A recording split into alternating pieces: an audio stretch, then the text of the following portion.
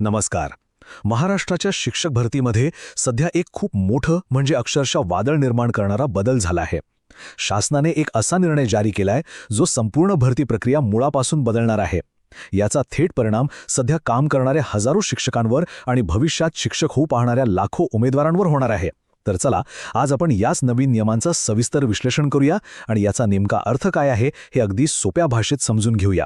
पण सगळ्यात आधी मनात प्रश्न येतो की हे शिक्षक भरतीचे नियम इतके अचानक का बदलले? असं नेमकं काय घडलं की शासनाला इतके मोठे आणि कठोर निर्णय घ्यावे लागले?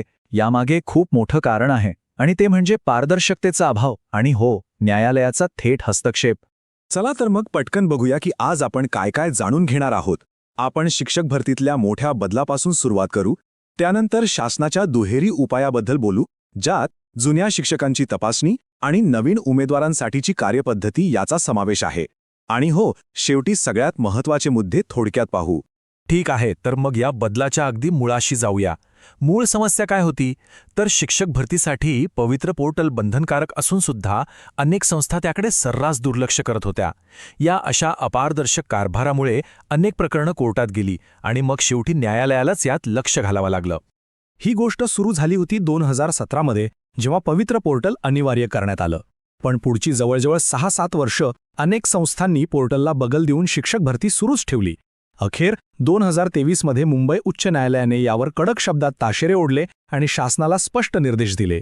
आणि याच निर्देशांचा परिणाम म्हणून 30 मार्च 2024 रोजी शासनाने हा नवीन आणि अत्यंत कठोर शासन निर्णय लागू केला. न्यायालयाचे हे शब्द बघा.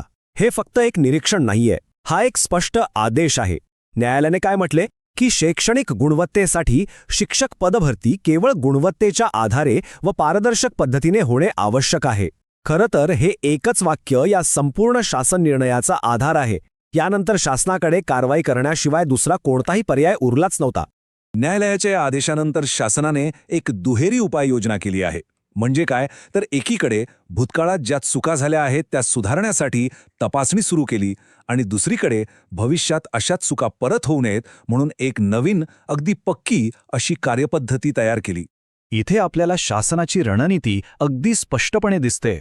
बघा, डावीकडे आहे तपासणी, म्हणजेच 22 जून 2017 नंतर पवित्र पोर्टलशिवाय झालेल्या सगळ्या नियुक्त्या शोधून काढायच्या. आणि उजवीकडे आहेत नवीन नियम, म्हणजेच भविष्यातल्या सर्व भरतीसाठी एक स्टँडर्ड ऑपरेटिंग प्रोसिजर म्हणजे SOP लागू करायची, जेणेकरून सगळी प्रक्रिया पारदर्शक होईल.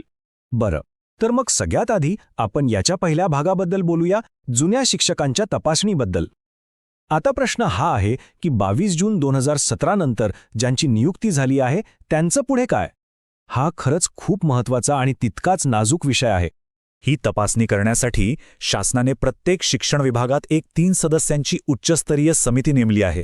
आता ह्या समितीची रचना पाहिली ना, तर या प्रकरणाचं गांभीर्य लक्षात येतं. या समितीचे अध्यक्ष आहेत विभागीय शिक्षण उपसंचालक आणि त्यांच्यासोबत 2 शिक्षणाधिकारी दर्जाचे अधिकारी सदस्य म्हणून काम पाहणार आहेत. म्हणजे ही काही वरवरची चौकशी नाही, तर वरिष्ठ अधिकाऱ्यांकडून होणारी एक सखोल तपासणी असणार आहे. तर मग नक्की कोणाची तपासणी होणार आहे? तर ही समिती अशा शिक्षकांची प्रकरणं तपासणार आहे ज्यांची नियुक्ती पवित्र पोर्टलशिवाय झाली आहे, ज्यांच्या नियुक्तीमध्ये नियमांचं पालन झालेलं नाही, किंवा मग जी नियुक्ती कोणत्याही प्रकारे चुकीच्या किंवा अपारदर्शक पद्धतीने झाली आहे. आणि याचे परिणाम खूप गंभीर असू शकतात. समजा तपासणीत एखादी नियुक्ती चुकीची आढळली तर ती थेट अवैध ठरवली जाऊ शकते आणि याचा थेट परिणाम त्यांच्या नोकरीवर होऊ शकतो. त्यामुळे हा निर्णय अनेक कार्यरत शिक्षकांसाठी खरंच एक चिंतेचा विषय बनला आहे. आता आपण दुसऱ्या भागाकडे वळूया, म्हणजे नवीन उमेदवारांसाठीची स्टँडर्ड ऑपरेटिंग प्रोसिजर अर्थात SOP. भविष्यातल्या उमेदवारांसाठी आता भरतीची एक निश्चित आणि अतिशय स्पष्ट अशी प्रक्रिया तयार करण्यात आली आहे आणि ही प्रक्रिया पूर्णपणे फक्त आणि फक्त पवित्र पोर्टलद्वारेच राबवली जाईल. आता या नवीन प्रक्रियेत 2 मार्ग आहेत. पहिला आहे मुलाखतीशिवाय निवड. ही प्रक्रिया मुख्यत्वे जिल्हा परिषद किंवा महानगरपालिका शाळांसाठी लागू होते. इथे सगळं अगदी सरळ आहे. उमेदवारांच्या TAIT गुणांच्या आधारावर शिफारस होते, कागदपत्रांची तपासणी होते आणि पात्रता सिद्ध झाली की थेट नियुक्ती आदेश मिळतो. यात कोणताही मानवी हस्तक्षेप नाही, फक्त आणि फक्त गुणवत्ता. आणि दुसरा प्रकार आहे मुलाखतीसह निवड, जो खासगी व्यवस्थापनाच्या शाळांसाठी आहे.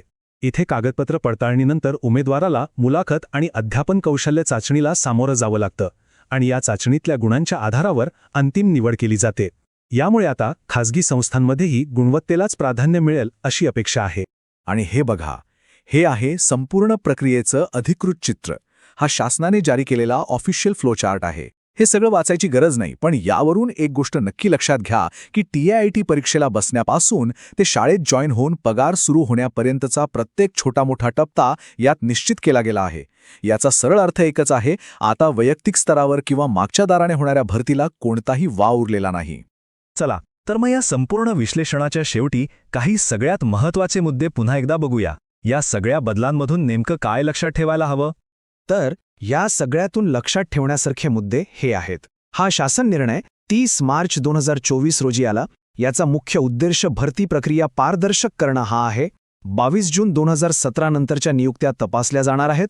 सगळ्यात मोठा आणि महत्त्वाचा नियम म्हणजे पवित्र पोर्टलशिवाय झालेली कोणतीही नियुक्ती आत्ता अवैध मानली जाईल.